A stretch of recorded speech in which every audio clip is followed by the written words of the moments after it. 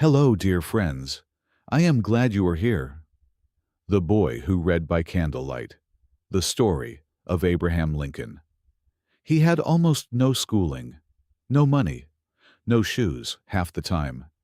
And yet this one boy, reading old, borrowed books by candlelight in a one-room log cabin, would grow up to lead a nation through its darkest hour and change what freedom means in America forever. Picture a small boy sitting close to a candle, deep in the pages of an old, worn book. A book he'd borrowed from a neighbor who lived miles away. Night after night he read. He wanted to understand everything, to make sense of the whole world around him. That boy barely set foot in a classroom. And yet, he became one of the most important leaders his country ever had. Take a breath, get comfortable, and let's step into the story of Abraham Lincoln. Abraham was born on February 12, 1809, in Kentucky, in a tiny, one-room log cabin his family called home. His father worked the land as a farmer. His mother was gentle and kind, and Abraham had one sister, Sarah. Life was hard. Food was scarce, money scarcer still. Even as a small boy, Abraham pulled his weight, hauling water, tending animals, chopping wood for the fire. The work was tough, but so was he.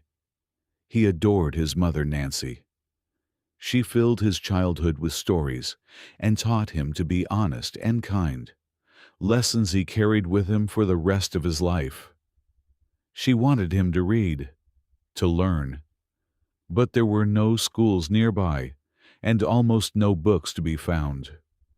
When Abraham was 7, his family packed up and moved to Indiana, chasing better land.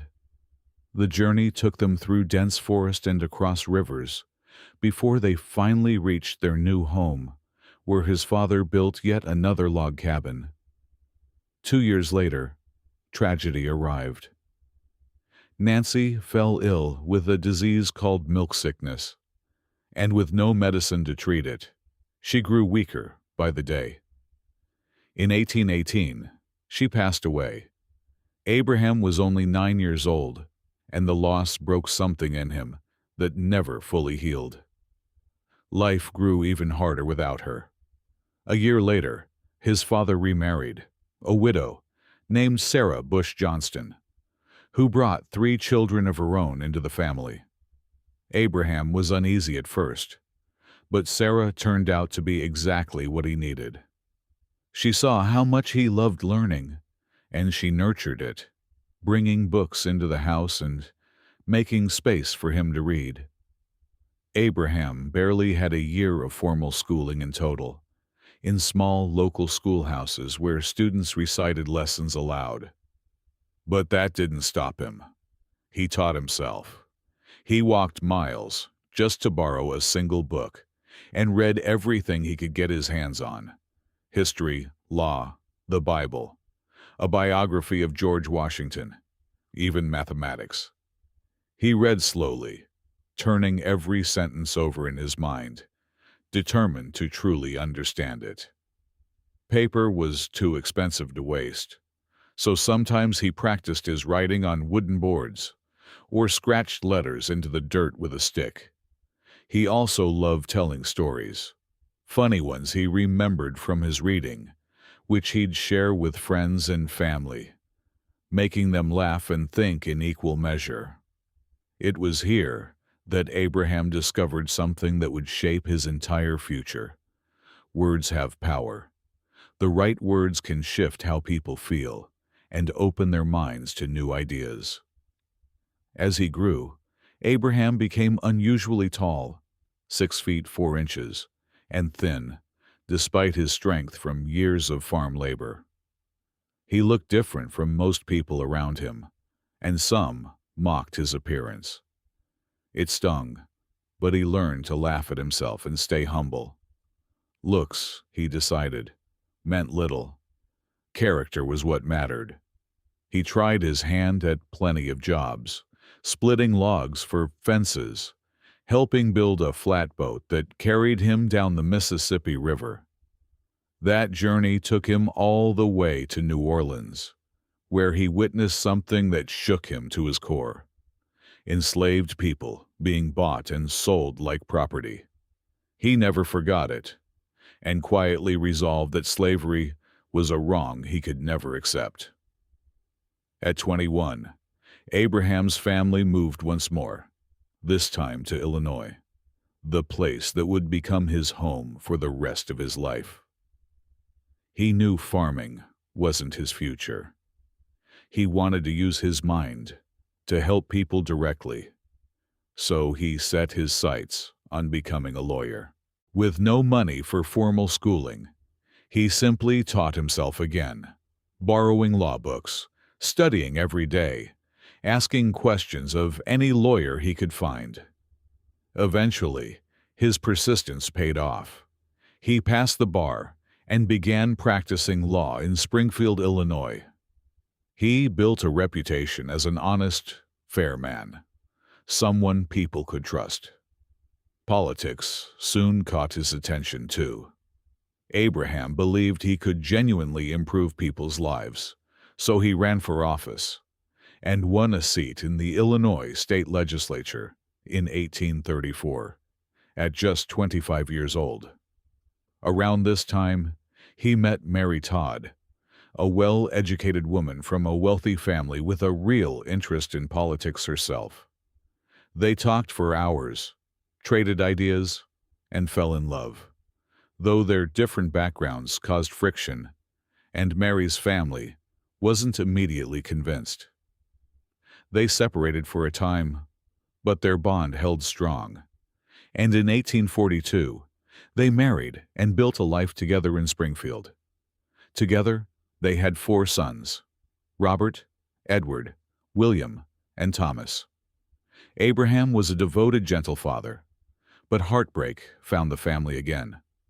Edward died at just 3 years old, and William at 11, losses that scarred both Abraham and Mary deeply, even as they kept moving forward together. Abraham went on to serve a term in the United States Congress, where he spoke out firmly against slavery, convinced it was morally indefensible. It was a controversial stance. Slavery was deeply woven into the Southern economy, and the country was splitting over the issue. In 1858, he ran for the U.S. Senate against a well-known politician, Stephen Douglas.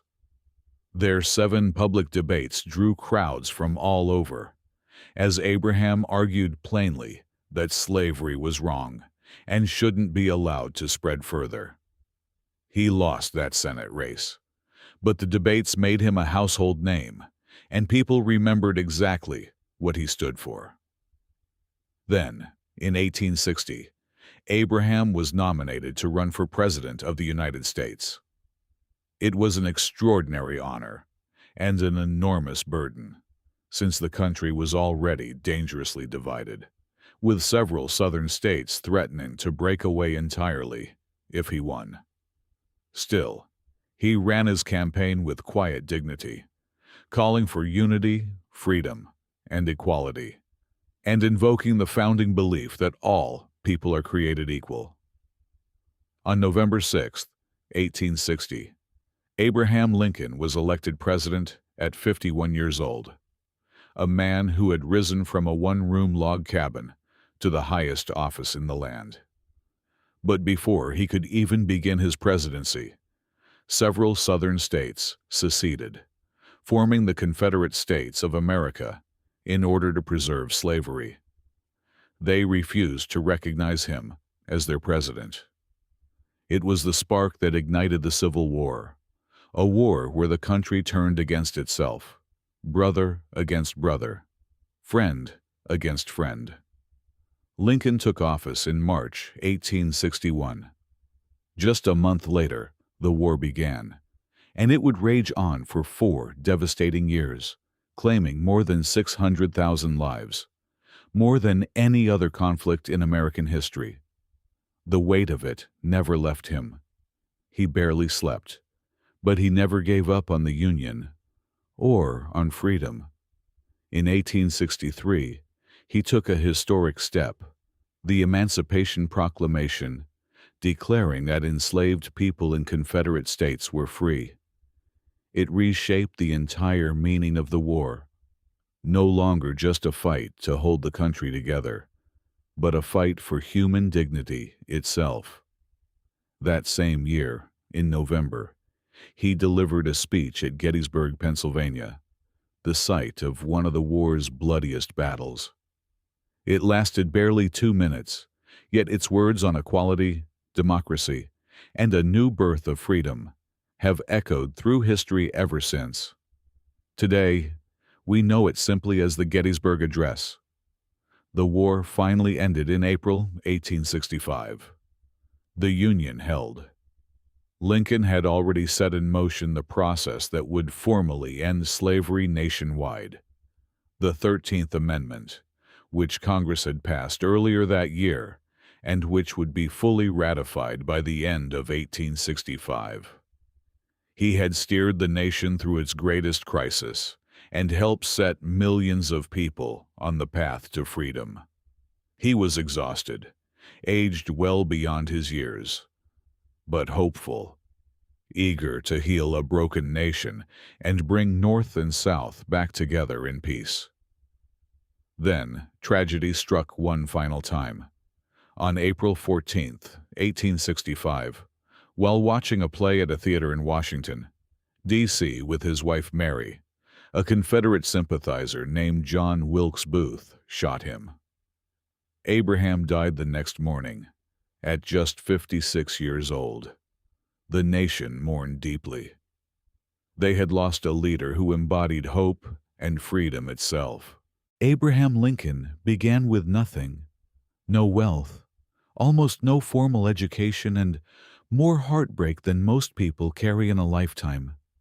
And yet, he never stopped learning, never grew bitter, and never let go of what he believed was right. His life is proof of something worth remembering every single day. Where you start is not where you have to end up. Character, patience, and the will to keep learning can carry anyone further than circumstance ever could. So if today feels difficult, or your path looks nothing like you imagined, remember the boy who read by candlelight and became one of the most important leaders in history. If this story moved you, hit like, leave a comment telling me which part of Lincoln's journey touched you most, and subscribe for more true stories that inspire and help you learn English along the way. Thank you for listening, my friends. Until next time, keep learning, keep growing, and keep believing in what you can become.